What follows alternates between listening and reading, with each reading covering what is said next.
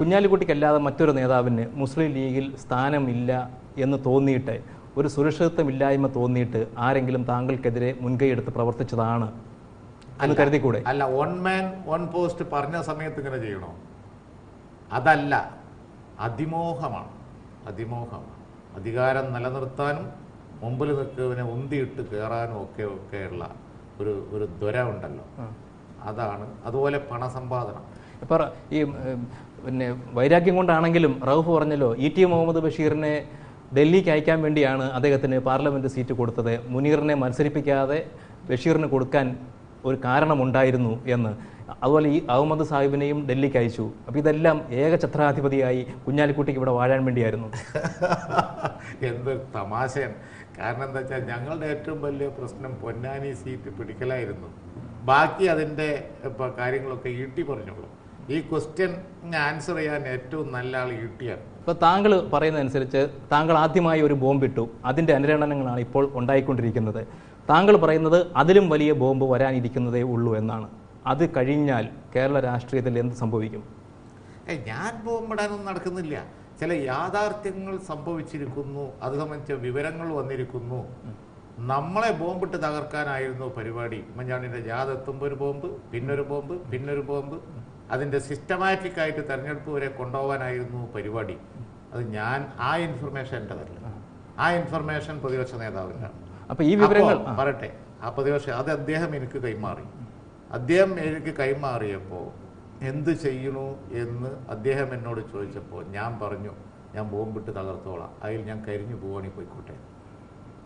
ഇത് ഇനി ഇവിടുന്ന് അങ്ങോട്ട് ഇനി എന്ത് ചെയ്യണം എന്നുള്ളതും അവർ തീരുമാനിച്ചു. ഈ വെളിപ്പെടുത്തലുകൾ കൊണ്ട് ചില തലകൾ ഉരുണ്ടാൽ താങ്കൾക്ക് അതിൽ ഉത്തരവാദിത്വമില്ല. കേരള രാഷ്ട്രീയം അട്ടിമറിഞ്ഞ് ഇവിടുത്തെ ജനങ്ങളുടെ ജനവിധി അട്ടിമറിക്കുന്നതിനേക്കാൾ അത് 2-3 തലകൾ അങ്ങ് ഉരുണ്ടാലും കുഴപ്പമില്ല. ഏതെങ്കിലും തരത്തിൽ UDFിൻ്റെ തെരഞ്ഞെടുപ്പിലെ സാധ്യതകളെ ഈ പറഞ്ഞ വിവാദം ബാധിക്കും എന്ന് താങ്കൾക്ക് തോന്നുന്നുണ്ടോ? UDFിൻ്റെ സാധ്യതകളല്ലേ ബാധിക്കാം.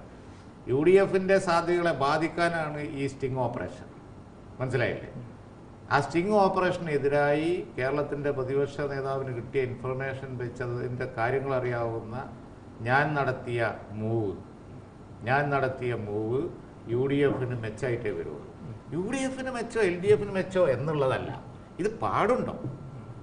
ഇപ്പോൾ ഇത് പാടുണ്ടോ? ഇത് 5 കൊല്ലം ഭരണത്തിലിരുന്ന കാര്യത്തിൽ ഇന്ന് മലയാള മനോരമ എഡിറ്റോറിയൽ എഴുതിയ പോലെ അവരവരുടെ റിസൾട്ട് കൊണ്ട് ജനവിധി തേടണം, മറ്റുള്ളവരെ തകർക്കുക. ഇതൊക്കെ എവിടുത്തെ രാഷ്ട്രീയ? നോർത്ത് ഇന്ത്യയിലോ? പുതിയ വെളിപ്പെടുത്തലുകളിലെ ഇപ്പോൾ പഴയ ഒരു കേസിൽ പുതുതായി കാര്യമായി ഒന്നും വന്നില്ല വെളിപ്പെടുത്തലിലൂടെ എന്ന് പറയുന്നുണ്ട്. പക്ഷെ പുതിയൊരു കാര്യം വന്നത് ജുഡീഷ്യറിയെ സ്വാധീനിക്കാൻ താങ്കൾ റൌഫ് വഴി ശ്രമിച്ചു എന്നതാണ്. ആ കാര്യത്തെക്കുറിച്ച് താങ്കളുടെ വിശദീകരണം എന്താണ്? എത്ര ജുഡീഷ്യറിയെ, എത്ര ആളെ എൻ്റെ കോടതികൾ മുഴുവൻ പരിശോധിച്ചത് കുഞ്ഞാലിക്കുട്ടി പ്രതിയാണോ അല്ലേ എന്നാണ്. കാരണം അന്വേഷിയുടെ ശ്രീമതി അജിതയായിരുന്നു പെറ്റീഷണർ. അവർക്ക് ഇൻട്രസ്റ്റ് ഉള്ള ഒറ്റ കാര്യം ഉണ്ടായിരുന്നുള്ളൂ, എന്നെ പ്രതിയാക്കണം. വേറെ ആര് പ്രതിയായോ ഇല്ലേ എന്ന് അവരുടെ പ്രശ്നമായിരുന്നില്ല. 10 വർഷം എല്ലാ പെറ്റീഷനും എനിക്കെതിരാണ്. 2 ഇൻവെസ്റ്റിഗേഷൻ, എല്ലാ അന്വേഷണങ്ങളും കുഞ്ഞാലിക്കുട്ടി പ്രതിയാണോ പ്രതിയല്ലേ എന്നുള്ളതാണ്. അല്ലാത്തൊരു വിഷയം കേരളം ചർച്ച ചെയ്തിട്ടില്ല.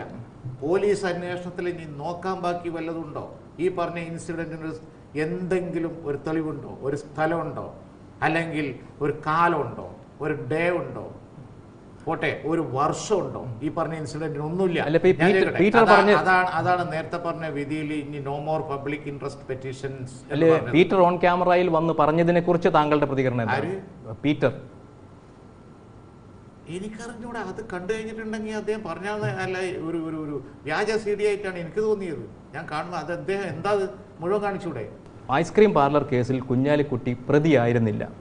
ആദ്യമായിട്ടാണ് താങ്കൾക്കെതിരെ ഒരു കേസ് ഇപ്പോൾ രജിസ്റ്റർ ചെയ്യുന്നത് ഈ കോഴിക്കോട് സിറ്റി കമ്മീഷണർ.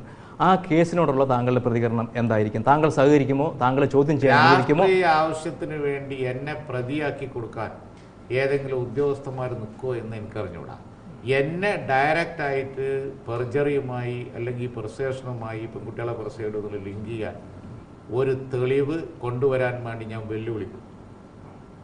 പോലീസ് ഓഫീസർമാരെ നോക്കട്ടെ, ഞാൻ വെല്ലുവിളിക്കുന്നു. അതായത് ഇതിൽപ്പെട്ട ഏതെങ്കിലും ഒരു പെൺകുട്ടിയെ ഏതെങ്കിലും കാലത്ത് ഞാൻ കോണ്ടാക്ട് ചെയ്യുകയോ അല്ലെങ്കിൽ അവർക്ക് എന്തെങ്കിലും പൈസ, ഇതൊക്കെയാണല്ലോ പെർജറിയുടെ ക്ലോസ് ഇതാണ്, അവർക്കെതിരെ അവർക്ക് പൈസ കൊടുക്കുകയോ അവരെ സ്വാധീനിക്കാൻ വേണ്ടി വല്ലതും ചെയ്യുകയോ ചെയ്തു എന്ന് തെളിയിക്കുവാൻ വേണ്ടി ഞാൻ ലോകത്തെ മുഴുവൻ വെല്ലുവിളിക്കുന്നു.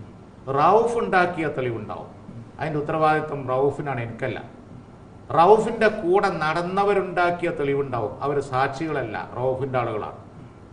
കുഞ്ഞാലിക്കുട്ടി എന്ത് ചെയ്തു ഞാൻ അറിയാലോ. ഇദ്ദേഹം ബ്ലാക്ക് മെയിൽ ചെയ്യുമെന്ന് എനിക്കറിയാം. 7 കൊല്ലം 10 കൊല്ലം ഡോക്യുമെന്റ് എന്തിനാ വെച്ച് കോടതിയിൽ കൊടുത്ത ഡോക്യുമെന്റ്, കോടതിയിൽ കൊടുക്കാത്ത ഡോക്യുമെന്റ്, ഇതെന്തിനാ? എന്നെ സഹായിക്കാനായിരുന്നു ആ കാലത്ത് നിന്നുണ്ടെങ്കിൽ ആ ഡോക്യുമെന്റ് കോടതി കൊടുത്താൽ പോരെ, ഇതെന്തിനു കൊണ്ടു നടക്കണം? അപ്പോ ഡേ വൺ മുതൽ എന്നെ ബ്ലാക്ക് മെയിൽ ചെയ്യായിരുന്നു ഉദ്ദേശം. അതുകൊണ്ടാണ് മൊഴിയുടെ പിറകിൽ അദ്ദേഹം എന്ന് ഞാൻ പറയുന്നത്. ഒറിജിനൽ മൊഴിയുടെ പിറകിൽ അദ്ദേഹമാണ് എന്ന് ഞാൻ പറയാനുള്ള കാരണം അതിന് സാക്ഷികളുണ്ട്, തെളിവുണ്ട്, അതിന് ഇൻവെസ്റ്റിഗേഷനിൽ ഞാൻ കൊണ്ടുവന്നോളാം വേണമെങ്കിൽ. പക്ഷെ ആര് വിചാരിച്ചാലും എന്നെ പ്രതിയാക്കാൻ കഴിയില്ല. അറസ്റ്റ് ചെയ്യാം. അല്ല, അപ്പൊ ആ കേസിനോടുള്ള താങ്കളുടെ പ്രതികരണം? അറസ്റ്റ് ചെയ്യാം. LDF ഗവൺമെന്റിന് കുഞ്ഞാലിക്കുട്ടിയെയും അറസ്റ്റ് ചെയ്തു എന്ന് ചെയ്യണമെങ്കിൽ അങ്ങനെ വല്ലതും ചെയ്യാം.